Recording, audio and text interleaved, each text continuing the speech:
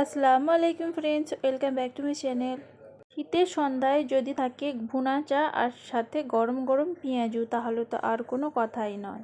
তো আজকে আমি এই দুটো একই সাথে বানিয়ে দেখাবো। তো চলুন দেখে নিই চা ভুনা কিভাবে তৈরি করছি। তো গ্যাস চুলায় আমি প্রথমেই একটা হাঁড়ি বসিয়ে দিয়েছি, তার মধ্যে দিয়ে দিচ্ছি 3 চা চামচ মতো চিনি। আপনারা কম বেশি করে নিতে পারেন। আর সাথে দিয়ে দিচ্ছি 2 চা চামচ মতো চায়ের পাতা। তো এগুলো দেবার পরে গ্যাসের ফ্লেমটাকে মিডিয়ামে রেখে খুব ভালো করে নাড়াচাড়া করে নেব। তো যতক্ষণ চিনিটা খুব ভালোভাবে মেল্ট হচ্ছে না, আর এর থেকে একটা সুন্দর একটি ফ্লেভার ছাড়তে শুরু করে দেবে। তো তারপরে এখানে দেখুন কালারটা আস্তে আস্তে চলে এসেছে, আর দেখুন এখানে চিনিটা খুব সুন্দরভাবে গলে গিয়েছে আর একটা ক্যারামেল মতো হতে শুরু করে দিয়েছে। তো এখানে এবার আমি দিয়ে দেব অল্প পরিমাণে পানি। আপনারা চাইলে এখানে দুধও দিতে পারেন সরাসরি। তো অল্প পানি দিয়ে খুব ভালো মতো করে নেড়ে নেব। তো এই চাটা অনেক সুন্দর হয় খেতে। আর সাথে দিয়ে দিলাম আদা কুচি আর 2 থেকে 3টে এলাচি। তো এগুলো দেবার পরে খুব ভালো করে মিশিয়ে নেব। তো আপনারা শীতের সন্ধ্যায় এভাবে চা তৈরি করে খেতে পারেন। সাধারণতভাবে আমরা সকলেই চা খেয়ে থাকি, তো একবার হলেও এই চাটা বানিয়ে খেতে পারেন।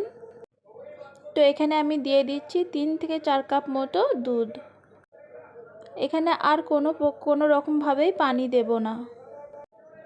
তো খুব ভালো করে মিশিয়ে নেব। তো এখানে আমি গ্যাসের ফ্লেমটাকে মিডিয়ামে রেখে চাটা ফোটার জন্য বসিয়ে দিলাম। তার ফাঁকে পেঁয়াজু তৈরি করে নেব। তো এখানে আমি ছোট্ট পেঁয়াজ কেটে নিয়েছি পাতলা পাতলা করে। আপনারা আপনাদের মতো কেটে নেবেন। তবে পেঁয়াজু তৈরি করতে গেলে পেঁয়াজটা যত পাতলা ফাইন কাটা হবে ততই কিন্তু পেঁয়াজগুলো ক্রিসপি হবে আর খেতেও অনেক সুন্দর লাগবে। তো এখানে আমি দিয়ে দিলাম স্বাদ মতো লবণ, হলদি পাউডার, জিরা পাউডার, ধনে পাউডার, আর সাথে দিয়ে দিলাম 2 থেকে 3টে কাঁচা লঙ্কা কুচি। তো এই সমস্ত কিছু দেবার পরে একটু হাতে করে মেখে নেব। তো এভাবে একটু পেঁয়াজটাকে কষলে নিলে দেখবেন খুব সুন্দরভাবে নরম হয়ে যাচ্ছে আর পানি ভাবটা বেরোতে শুরু হয়ে যাচ্ছে। তো এভাবে করলে এখানে কিন্তু কোনো পানি দেওয়ার প্রয়োজন হবে না। দেখবেন পেঁয়াজের যে পানিটা ছাড়বে সেটা দিয়ে মাখা হয়ে যাবে। তো এখানে আমি 1 বাটি মতো বেসন নিয়েছি। তো অল্প অল্প দিয়ে ভালো করে মেখে নেব। তো প্রথমে দেখুন আমি হাফ বাটি মতো দিয়ে দিলাম, আর বাকি যেটা আছে সেটাও দিয়ে দিলাম। তো এখানে আমার আর বেসন লাগবে না, এটা দিয়েই সম্পূর্ণ মাখা হয়ে যাবে। তো এখানে দেখুন পেঁয়াজুটার এভাবে মেখে নিয়েছি, খুব বেশি টাইট করিনি।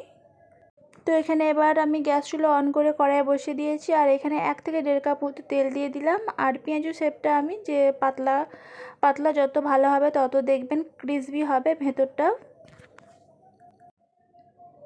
তো পাতলা পাতলা করে আমি দিয়ে দিয়েছি, আর এক সাইডটা দেখুন কালার এসে গেছে, উল্টে নিচ্ছি।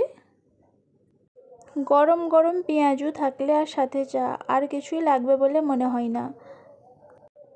তো এখানে দেখুন পেঁয়াজগুলো ভাজা হয়ে গেছে, তুলে নিচ্ছি। কতটা দেখতে লোভনীয় লাগছে দেখেই বুঝতে পারছেন। তো এখানে আমার চাটাও খুব সুন্দরভাবে হয়ে গেছে। তো একবার হলেও এভাবে চাটা ট্রাই করবেন, আশা করছি ভালো লাগবে আপনার পরিবারের সকলকে। তো চাটা হয়ে গিয়েছে, তো এবার একটু পরিবেশন করে নিচ্ছি। আশা করছি আজকের আমার এই রেসিপিটা আপনাদের কাছে একটু হলেও ভালো লেগেছে। ভালো লাগলে লাইক, কমেন্ট, শেয়ার। আর যদি নতুন বন্ধু হয়ে থাকেন প্লিজ চ্যানেলটিকে সাবস্ক্রাইব করবেন। যারা আগে থেকে করেছেন তাদেরকে জানাই অসংখ্য ধন্যবাদ। ভিডিওটিকে আর বেশি বড় করলাম না, এখানেই শেষ করলাম। আল্লাহ হাফিজ।